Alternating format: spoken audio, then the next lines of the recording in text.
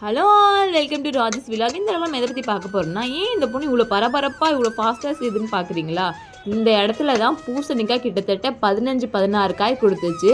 நாங்கள் விதையே போடாமல் அதுவாக வளர்ந்தது, மாட்டு சாணத்துலேருந்து வளர்ந்தது தான். எவ்வளோ காய் கொடுத்தது, நாங்களும் அசால்ட்டாக விட்டுட்டோம். அந்த காய் வச்சு நாங்கள் எப்படிலாம் வந்து சேல்ஸ் பண்ணோம் பார்த்தீங்கன்னா, நானும் எங்கள் அக்காவும் கடைக்கடையாக ஏறி இறங்கணும். இதுதான் அந்த பூசணிக்காய் இருந்தது, நல்லா காய்ச்சி அறுவடை கொடுத்து முடிஞ்சிட்டாரு.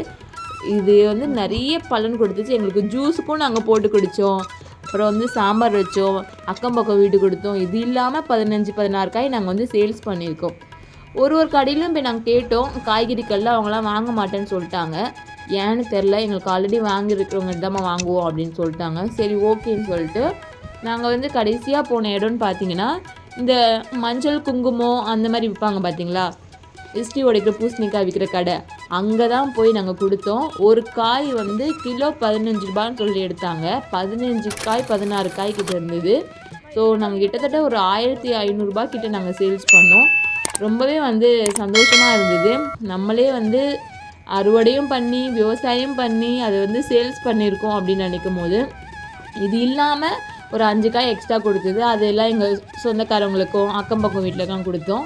தர்பூசணி போடலான்னு ஒரு ஐடியாவில் இருக்கும். வெள்ளைக்கான எல்லாமே எங்கள் வீட்டு யூஸுக்கு தான், நாங்கள் எல்லாருமே வெள்ளைக்காய் சாப்பிடுவோம். அதே மாதிரி இல்லைன்னா தர்பூசணியும் நாங்கள் எல்லாருமே சாப்பிடுவோம். ஸோ அந்த மாதிரி போடலான்னு ஒரு ஐடியாவில் நான் ஃபுல்லாக க்ளீன் பண்ணிவிட்டு பாத்தி வெட்டி விடலாம் அப்படின்னு ஒரு ஐடியா வந்தது. நான் மட்டும் கிடையாது பாத்தி வெட்டுறதுக்கு, எங்கள் அம்மாவும் தான் வந்து ஹெல்ப் பண்ணாங்க. செம்ம டயர்ட் ஆகிட்டேன், முடியல என்னால். கிட்டத்தட்ட 1.5 ஹவராக வந்து ஃபுல் வேலையும் க்ளீன் பண்ணிட்டு அப்புறம் முடியலன்னு உட்காந்துட்டு ரிலாக்ஸ் பண்ணிவிட்டு அப்புறம் தான் மறுபடியும் எழுந்துச்சி வேலை செய்ய ஆரம்பித்தேன். ஃபுல்லாக க்ளீன் பண்ணிவிட்டு இப்படி தான் இருந்தது. கொஞ்சம் கொஞ்சமாக ஃபஸ்ட்டு மட்டம் பண்ணிவிட்டேன், அந்த ஏரியாவை வந்து ஒரு லெவலாக ஆக்கிட்டேன். அதுக்கப்புறம் ஆற்றி பிரிக்க ஆரம்பித்தேன். இப்படி தான் வந்து என்னோடய இடம் வந்து அமைஞ்சுது. இது எங்களோட தோட்டத்துக்கு, அதாவது வீட்டு பின்னாடி இருக்குது, சின்ன தோட்டம் தான், ரொம்ப பெரிய தோட்டம் கிடையாது எங்களுக்கு.